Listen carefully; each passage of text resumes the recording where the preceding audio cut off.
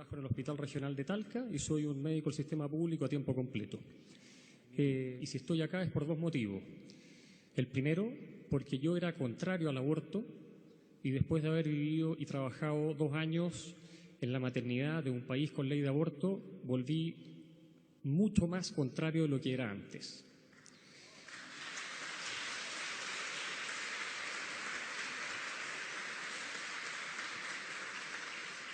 Y lo segundo es que después de esa experiencia de 2 años trabajando en un centro de referencia internacional en Barcelona, me dije que si algún día en mi país se iba eventualmente despenalizar o legalizar, que para el público común la verdad es que no tiene mayor diferencia, yo no me podía quedar callado.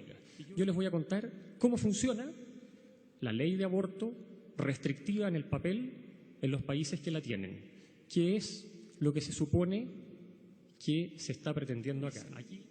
El senador Girardi, dentro de su ley, propone que va a ser legal el aborto ético-social. En Inglaterra, el aborto social es que una madre tiene derecho a acabar con la vida de su hijo cuando no tiene plata para mantenerlo. Cuando el feto presente o se establezca clínicamente que presentará, futuro, graves taras o malformaciones físicas o psíquicas. Yo le hago desde el año 98 ecografía más o menos a 3.500 mujeres al año, cosa que hace cualquier médico que trabaja en medicina materno-fetal, y la verdad es que me encantaría que algún médico materno-fetal en Chile, que somos 43 certificados, me dijera cuándo ha podido diagnosticar una malformación psíquica, porque eso no existe. Sin embargo, esto el público no lo entiende, no lo capta. En los países con ley de aborto donde sale este principio, porque esto está todo copiado de leyes del extranjero, la malformación psíquica es cualquier circunstancia que los padres consideren que va a afectar psicológicamente a su hijo, que implique un daño neurológico o un problema cognitivo. Ejemplo, síndrome de Down. El 98% de los niños con diagnóstico prenatal de síndrome de Down en países con ley de aborto con este principio son abortados. Bueno, entonces hubo un niño de 18 semanas de embarazo que se le hizo el diagnóstico de genuvaro. El doctor Rossi, tengo entendido que es traumatólogo, les podría explicar mejor. El genuvaro, traducido en palabras simples, es una rodilla chueca, que viene mal formada, que es corregible por el traumatólogo, pero los padres dijeron, esto es muy grave, mi hijo va a sufrir, y ese niño fue abortado. Un niño que tenía una amputación congénita a la mano, le faltaban parte de los dedos y los padres consideraron que eso era muy grave, ese niño fue abortado. Entonces, eso es la letra chica de esa parte de esta ley. No es un aborto tan restringido como nos quieren hacer creer. Paciente que le salió un screening positivo de toxoplasmosis, enfermedad que potencialmente puede producir daño neurológico. Ese niño no tenía ni una ecografía que le mostrara daño cerebral, pero fue abortado por el riesgo potencial de que tuviera daño neurológico. Entonces, la verdad es que no es tan restrictivo. No hay límite de edad gestacional. ¿Qué significa eso?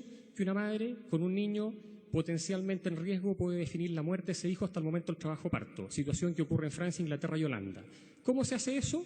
Porque queda la sensación de que la paciente se hace un aborto y nadie sabe lo que ocurre en el hospital. Entra con un hijo en el útero y sale sin ese hijo en el útero. Pues bien, el feticidio consiste en que uno con una jeringa con cloruro de potasio inyecta esa sustancia en el corazón fetal que produce un paro, el niño se muere y evidentemente nace muerto porque el infanticidio es ilegal en todo el mundo.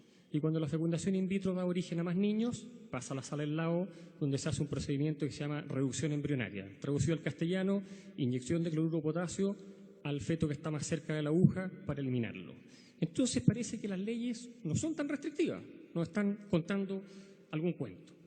¿Qué pasa respecto a la patología materna? Aquí se ha hablado de riesgo vital. Sin embargo, la ley del senador Rossi dice sea indispensable para salvar la vida a la mujer o evitar un daño irremediable de su salud física o mental.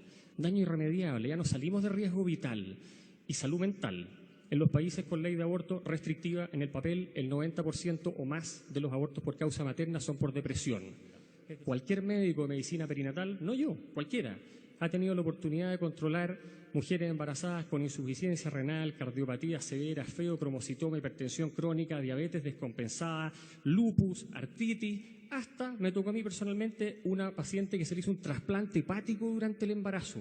Trasplante hepático, eso estamos hablando. Y esas mujeres siguieron adelante, en algunos casos hubo muerte fetal, evidentemente no intencionada porque no es lo que uno busca, y en otros casos lograron tener un hijo. Entonces la medicina hoy en día tiene la verdad es que mucho que ofrecer para sacar adelante pacientes extraordinariamente complejas desde el punto de vista médico, y por otro lado, el neonatólogo tiene como sacar adelante a niños en condición muy crítica. ¿Qué pasa respecto de las malformaciones? Por supuesto que hay malformaciones letales. El proyecto Miles Chile propone una lista de malformaciones letales, entre las cuales menciona osteogénesis imperfecta. Se les olvidó que hay 4 tipos de osteogénesis imperfecta. En el hospital de Talca en este minuto tenemos 2 adultas embarazadas con osteogénesis imperfecta que van a tener hijos. Síndrome de Turner. Casi todos los niños con síndrome de Turner terminan en un aborto espontáneo, lo que no quita que hay adultas con síndrome de Turner. Síndrome de corazón hipoplásico izquierdo. En Chile esa malformación se opera desde el año 2001 con resultado más de 50% de sobrevida. Por lo tanto, si bien es grave, tampoco es letal. Espina bífida. O sea, la espina bífida hoy en día se opera in útero, se opera después de nacer. El año pasado en el hospital de Talca tuvimos 2 partos de mujeres portadoras de espina bífida. Fueron madres. Sin embargo, aquí está puesto como enfermedad letal en el proyecto Miles Chile. Onfalocele, el onfalocele siempre ha sido operable. Entonces, cuando vemos eso, uno dice, esto es una burla. Lo escribió alguien que no le preguntó nada a nadie, sacaron la lista de un libro de 1970, no lo sé. La realidad, en todos los países donde se aplican leyes similares, es que el aborto es a libre demanda. Y aquí estamos hablando, en el fondo, de aplicar una ley donde a nosotros los médicos nos van a permitir acabar con la vida de un paciente. El feto es un paciente. Nosotros le hacemos diagnóstico, le hacemos control sano, igual que un pediatra. Vemos que el niño está sano. Si está enfermo, vemos si se puede tratar. Si no es tratable, desgraciadamente queda fuera de alcance médico. Entonces, si no es un paciente, le voy a ahorrar muchos millones al Ministerio de Salud. Saquen todos los ecógrafos de Chile, nos olvidamos del feto y nos preocupamos de la madre. Si es un paciente, sigamos haciendo ecografía y tratémoslo como corresponde. Eso es lo que tenía que decir. Muchas gracias.